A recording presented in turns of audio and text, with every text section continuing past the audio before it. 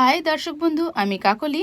বাঙালির পেট পুজো চ্যানেলে তোমাদের সবাইকে স্বাগত জানিয়ে আজকে আমি চলে এসেছি একটা নতুন রেসিপি নিয়ে। ভিন্ন স্বাদের একটা পিঠের রেসিপি তোমাদের সামনে শেয়ার করব বলে। শীতকাল মানে পিঠে পুলির সিজন। এই সময় ঘরে ঘরে অনেকেই চাল, ময়দা, সুজি সব কিছু দিয়ে পিঠে বানিয়ে থাকে। তো আমি আজকে ভাবলাম যে বাসি পাউরুটি দিয়ে কি করে পিঠে বানানো যায় সেই রেসিপিটা তোমাদের সামনে শেয়ার করব। একদম অভিনব প্রসেসে আজকে আমি ঘরে থাকা বাসি পাউরুটি দিয়ে তোমাদের সামনে পিঠের রেসিপিটা তৈরি করছি। আর এই রেসিপিটা খেতে এতটাই নরম তুলতুলে হবে যে মুখে দিলেই মিলিয়ে যাবে। আশা করছি আজকের ভিডিওটা তোমাদের ভীষণ ভালো লাগবে, তাই এই রেসিপির ভিডিওটা স্টেপ বাই স্টেপ দেখার অনুরোধ রইল। এই পিঠেগুলো এতটাই টেস্টি হয় যে একবার খেয়ে কিন্তু কারোরই মন ভরবে না, বারবার করে খেতে ইচ্ছে করবেই। চলো বন্ধুরা, আর কথা না বাড়িয়ে চটপট শুরু করে দিচ্ছি আজকের এই রেসিপিটা। ভারী এই মজাদার রসালো পাউরুটির পিঠেটা বানানোর জন্য আমি এখানে নিয়েছি বাসি পাউরুটি। ঘরে থাকা যে কোনো পাউরুটি দিয়েই এই রেসিপিটা বানানো যাবে।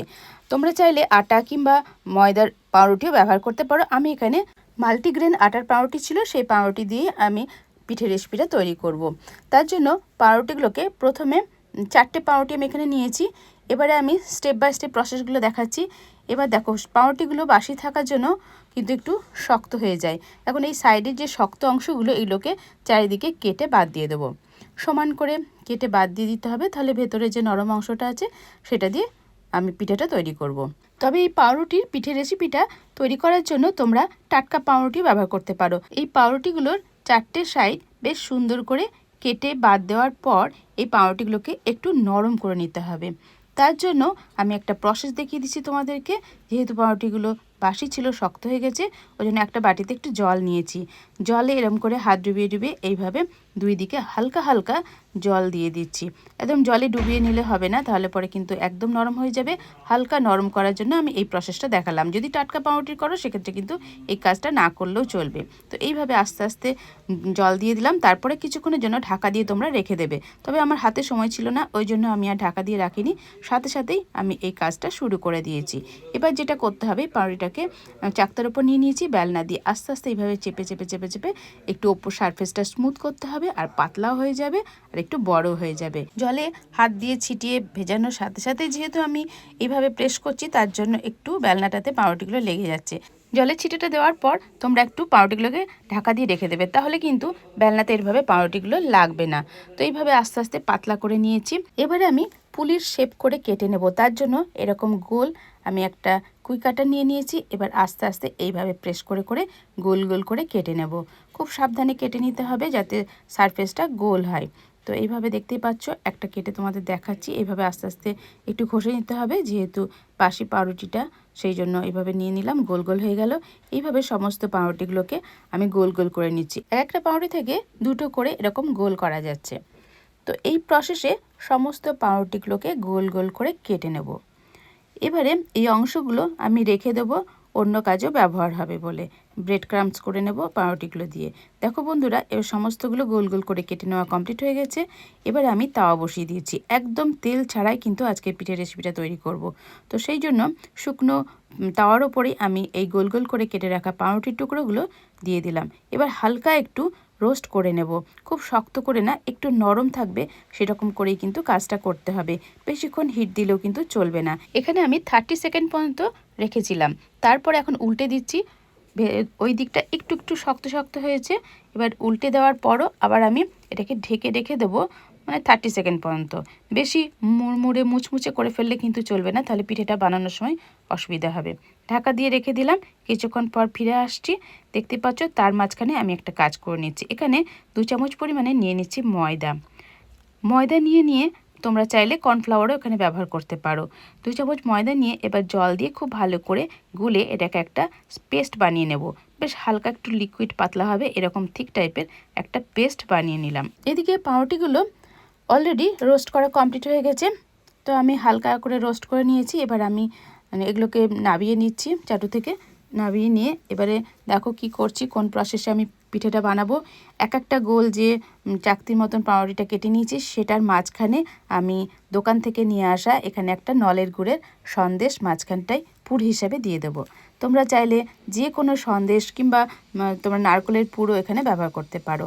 তো তো মিষ্টি জিনিসে আমার বেশ সন্দেশ টাইপের বা ক্ষীর টাইপের জিনিসগুলো বেশি পছন্দ, সেই জন্য মাঝখানে এই ক্ষীরটা দিয়ে দিলাম, এই সন্দেশের পুরটা দিয়ে দিলাম, দিয়ে চারিদিকে যে ময়দা দিয়ে পেস্টটা করে রেখেছি এটা কিন্তু এইভাবে আস্তে আস্তে আঙুল দিয়ে দিয়ে লাগিয়ে দিচ্ছি, তাহলে এটা লক হয়ে যাবে। সেই জন্য এইভাবে লাগিয়ে দিলাম।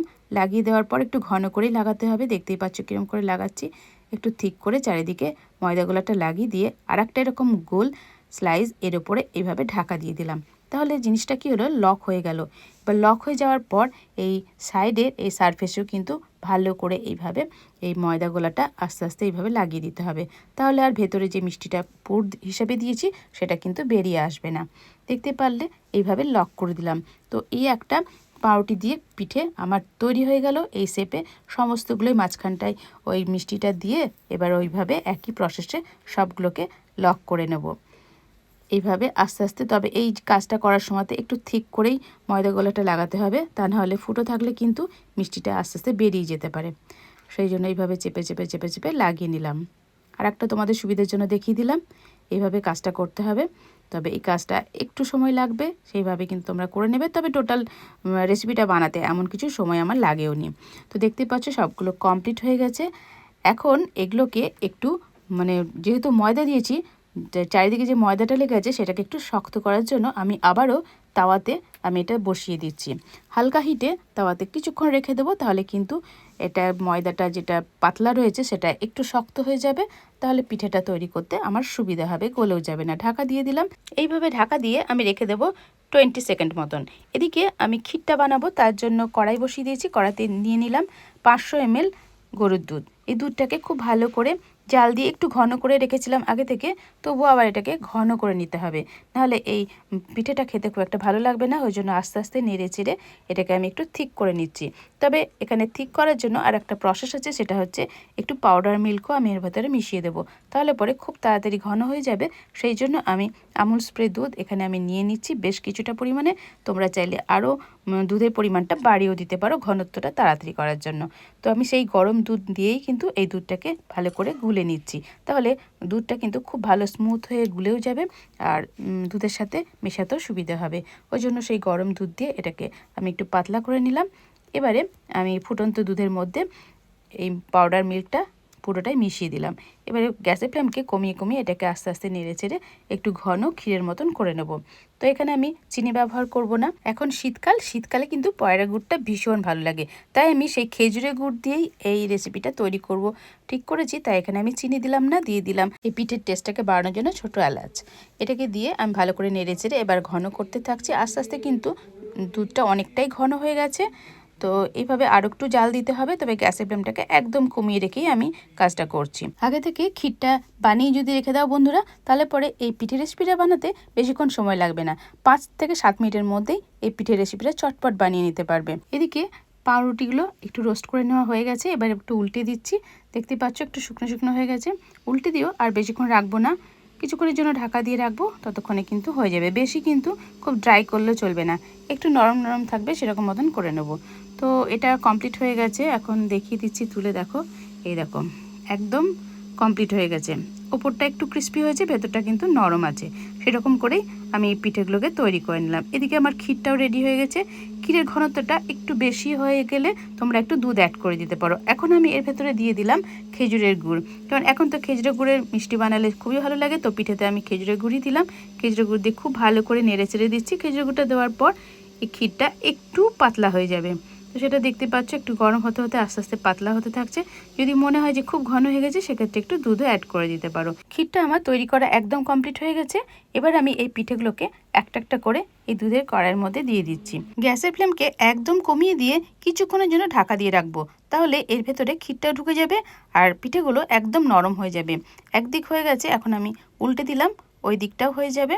তো এইভাবে উল্টে দিয়ে আবারও কিন্তু কিছুক্ষণের জন্য আমি ঢাকা দিয়ে রাখবো, তাহলে একদম নরম তুলতুলে এই পাউরুটির পিঠেগুলো তৈরি হয়ে যাবে। বন্ধুরা, তোমরা যদি ক্ষীরের ঘনত্বটা একটু কম করতে চাও, সেক্ষেত্রে কিন্তু ক্ষীরটাকে একটু পাতলা রেখে এগুলোকে দিয়ে দেবে, তাহলে পরে দেখবে খুব সহজে ক্ষীরটা এর ভেতরে ঢুকেও যাবে আর একদম নরম তুলতুলে হয়ে যাবে। তেল, ঘি, বাটার ছাড়া আমি চটপট বানিয়ে ফেললাম পাউরুটির এই নতুন ধরনের পিঠে রেসিপিটা। এবারে আমি পিঠেগুলো একটা প্লেটে তুলে নিচ্ছি। তোমরা দেখেই বুঝতে পারবে পিঠেগুলো কতটা সুন্দর হয়েছে দেখতে, খেতে কিন্তু অসাধারণ হয়েছে। পিঠেগুলো কেটেও দেখাবো তোমাদেরকে। দেখতে পাচ্ছ ঘন ক্ষীরের মধ্যে একদম ডোবানো পাউরুটির পিঠে, একদম সফটি মুখে দিলেই মিলিয়ে যাবে, এতটাই নরম হয়েছে পিঠেগুলো। পাউরুটির পিঠেগুলোকে আরও লোভনীয় করার জন্য আমি টুটি ফুটি দিয়ে একটু ডেকোরেশন করে নিয়েছি। এই পিঠেটা ছোট থেকে বড় কিন্তু সবাই ভীষণ পছন্দ করবে, আর আমাদের বাড়ির সবাই কিন্তু খেয়ে ভীষণ নাম করেছে। প্রথমবার আমি ট্রাই করলাম, খেতে কিন্তু অসাধারণ হয়েছিল। আশা করছি তোমাদেরও ভীষণ ভালো লাগবে। বন্ধুরা, চালের গুঁড়ো, সুজি, আটা, ময়দা দিয়ে তো অনেক রকম পিঠে খেয়েছো, তো আজকে আমার এই পাউরুটির পিঠেটা অবশ্যই কিন্তু বানিয়ে খাবে। খেয়ে অবশ্যই কমেন্ট করে লিখে জানাবে কেমন লেগেছে আজকে আমার এই পিঠের রেসিপিটা। তেল, ঘি, বাটার ও চিনি ছাড়াই পাউরুটিকে রোস্ট করে এত সুন্দরভাবে এই পিঠেগুলো বানিয়েছি। এগুলো কিন্তু যারা ডায়েট কন্ট্রোল করছো তারাও কিন্তু খেতে পারো, ভীষণ হেলদি খাবার এটা। বাড়িতে আত্মীয় স্বজন আসলে এরকম পিঠে যদি বানিয়ে রাখা যায় তাদেরকেও কিন্তু খুব ভালোবেসে এই পিঠে খাওয়ানো যাবে, তারাও কিন্তু খেয়ে ভীষণ নাম করবে। এবার এই পিঠেগুলো আমি কেটে তোমাদের দেখাচ্ছি ভেতরটা কতটা নরম এবং তুলতুলে হয়েছে। তো একবারে চামচে করে এইভাবে প্রেস করলেই কিন্তু পিঠেগুলো কেটে যাচ্ছে, আর একদম সফটি একদম ক্ষীরে মাখা এই পিঠেটা, যেটা খেলে পরে মুখে দিলেই মিলিয়ে যাবে। খেতে টেস্ট কিন্তু অসাধারণ হয়েছে। আমার এই পাউরুটির পিঠে যারা খেয়েছে সবাই কিন্তু ভীষণ নাম করেছে আর খুব ভালো হয়েছে। আবারও আমাকে বানিয়ে তাদের খাওয়াতেও হবে। তাই বন্ধুরা, আমার এই প্রসেসে তোমরাও যদি পাউরুটির এরকম করে পিঠে বানিয়ে সবাইকে খাও তাহলে দেখবে একবার নয় বারবার কিন্তু তোমাদের এই পাউরুটির পিঠে বানিয়ে সবাইকে খাওয়াতেই হবে। দেখো বন্ধুরা, কতটা নরম এবং সফটি হয়েছে এই পিঠেটা। দেখে আশা করি তোমরা বুঝতে পেরেছো। আর এই পিঠেটা মুখে দিলেই মিলিয়ে যাবে, এতটাই নরম তুলতুলে হয়েছে। বন্ধুরা, আজকের ভিডিওটা যদি তোমাদের খুব ভালো লেগে থাকে তাহলে অবশ্যই একটা লাইক করে দিও আর কমেন্ট করে লিখে জানিও কেমন লেগেছে তোমাদের। আর আমার এই ভিডিওটা অনেক শেয়ার করারও অনুরোধ রইল, তাহলে পরে তোমাদের বন্ধুরাও কিন্তু জানতে পারবে যে পাউরুটি দিয়ে এত সুন্দর একটা পিঠে রেসিপি তৈরি করা যায়। তো আমার চ্যানেলে যারা আজকে নতুন আছো, নতুন ভিজিট করছো, অবশ্যই আমার চ্যানেলটিকে সাবস্ক্রাইব করে নোটিফিকেশন ডান করে আমার পাশেই থেকো, আমার ভিডিওর সাথেই থেকো, আর আমার ভিডিওগুলো দেখতে থেকো, নিত্য নতুন কমেন্ট করো। নেক্সট টাইম চলে আসবো আরও হেল্পফুল ভিডিও নিয়ে। তোমরা বাড়িতে থাকো, সুস্থ থাকো, নিজের খেয়াল রেখো। Tata, bye bye.